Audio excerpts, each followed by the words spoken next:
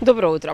Во следните 10 минути ќе разговараме на интересна тема поврзана со младите. Станува збор за европската програма Erasmus+, а на оваа тема разговараме со директорот Марко Ѓорѓевски. Добро утро и добро дојдовте во утренски брифинг. Добро утро, поздрав до сите гледачи. Марко, ја за почеток, темата е младинска, меѓутоа имаме убав повод за разговора. Тоа е 2022 година Европската комисија ја посвети токму на младите. Сега целата програма е младинска, меѓутоа овој пат во фокусот се многу активности на младите. Може ли да ни кажете за што станува збор? Да, како што напоменавте, 2022 година е година на младите. Европската комисија лани ја посочи оваа 2022 да биде година на младите. Најверојатно поради пандемијата, меѓутоа и поради акцентот да биде ставен на младите.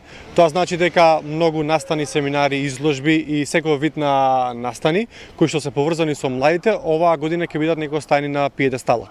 Од наша страна пак Националната агенција е focal point.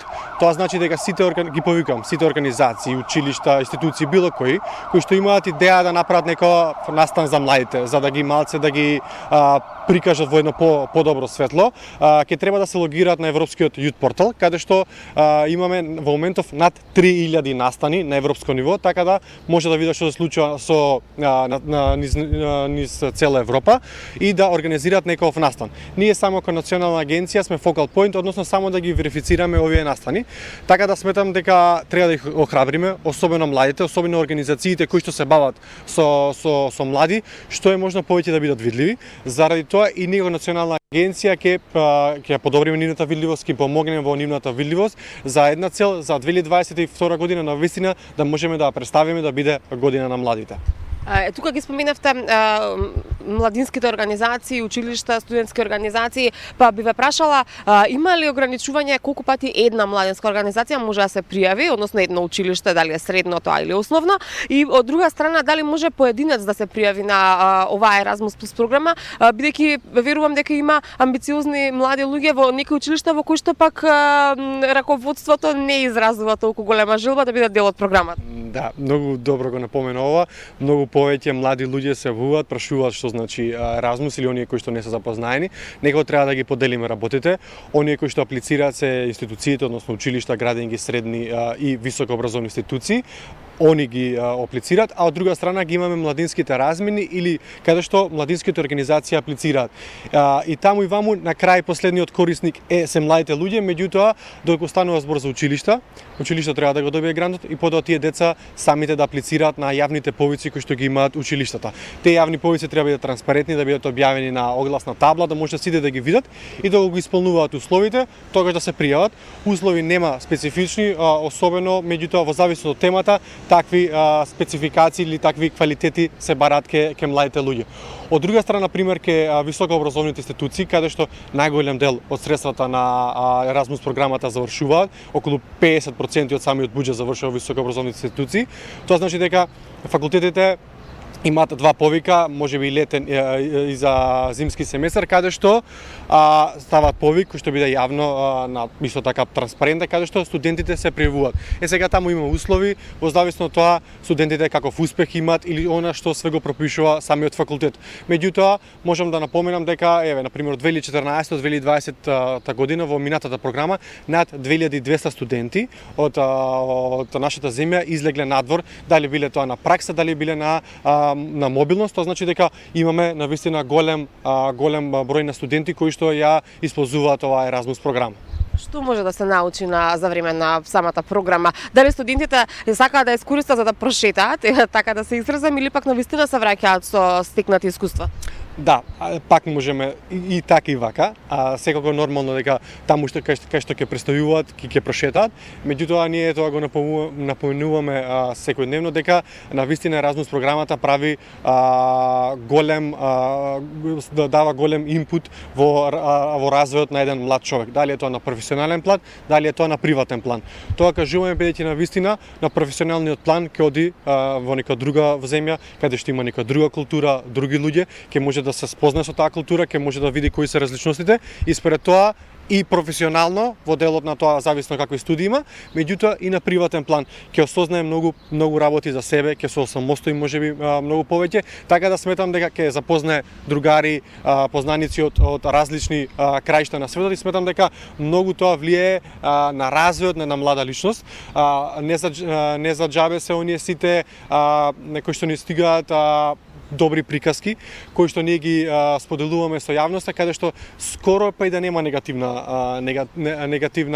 пракса, тоа значи дека сите кои што заминале негде, кои што се посветиле на тоа кој што го прават, сметам дека донеле многу позитивности ке себе, меѓутоа и во околината. Така, споменавте дека најголем дел од средствата кои што се планирани во оваа програма се наменуваат за студентите. Меѓутоа имате ли никаква бројка колку средношколци, колку млади годишно ја користат Еразмус плюс програмата? Најпрецизна е бројката на студенти, бејќи таа имаме. Тоа значи дека, например, 2021 околу 600 студенти добија мобилност, дали добија за пракса или за краткорочна мобилност. Тоа значи дека пракса некаде до 3 месеци надвор на друг универзитет или пракса до 6 месеци или најмногу до година дена. Тоа е околу 600 студенти, а околу 80 до 100 за мобилности за наставен кадар. И таа бројка имаме. Сега во средношколските и за бројот на средношколци треба да ги земеме бројот и они кои што идат преку самите училишта, меѓутоа они кои идат и преку младинските размени, бидејќи и таму и ваму се средношколци. Можам да кажам например дека во клучна акција 1 околу 40 до 50 проекти имаме на годишно ниво. Тоа значи, а додека во клучна акција 2 имаме околу 20. Клучна акција 2 се дели на две компоненти, тоа значи дека соработка од голем обем и од оваа година соработка од мал обем. И тука ги повикам сите организации, сите институции кои што за прв пат можеби зачекоруваат во Еразмус програмата да ја искористат оваа можност. Тоа се мали партнерства каде што им биде потребен само еден партнер од програмските држави од Европа, каде што ќе може да напишат проект како потоа да ги исползуваат сите добрини на самата програма.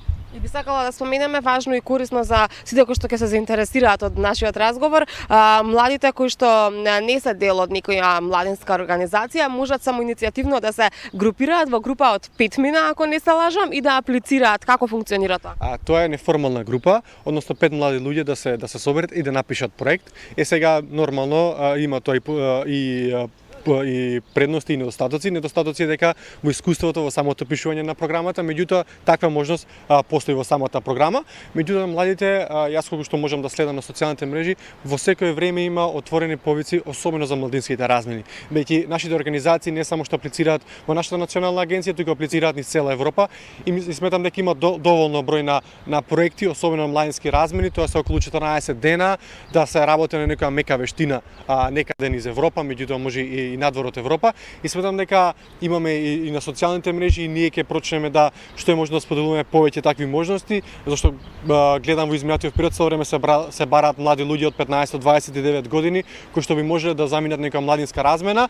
Некои млади луѓе биле на повеќе кратно има примери на 10-15 младински размени и тоа веќе станува во некој вид на професионализам, не е веќе во аматеризам, така да сметам дека можности особено за младите луѓе кои што се проактивни, кои што имаат познавање некој на англискиот јазик, не е одлично, меѓутоа може таму да ги подобра своите јазични компетенции. Сметам дека треба да бара што е можно поголем број на вакви младински размени, бидејќи навистина тие им го отвараат видикот и на професионално поле, меѓутоа и на приватно поле секако.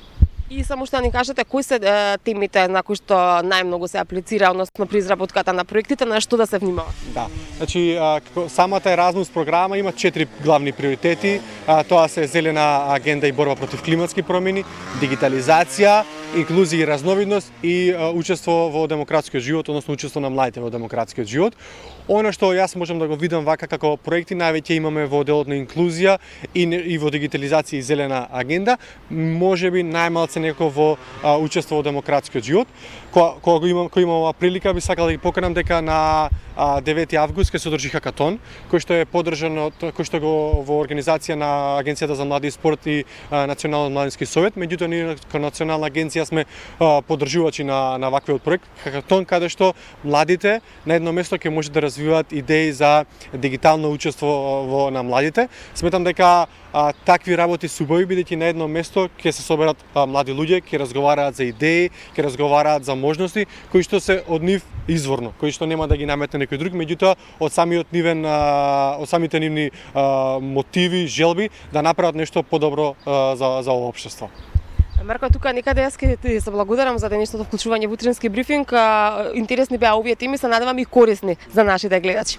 Ви благодарам на поканата, се надевам дека младите навистина ќе ја пропознаат Еразмус програмата како една од највидливите и најобемните на ниво на Европската комисија. Се надевам на што е можно повеќе учесници кроз годините и буџетот на Националната агенција кроз годините ќе се зголемува, така да се надевам дека што е можно повеќе нови корисници ќе бидат дел од оваа програма. Ви благодарам.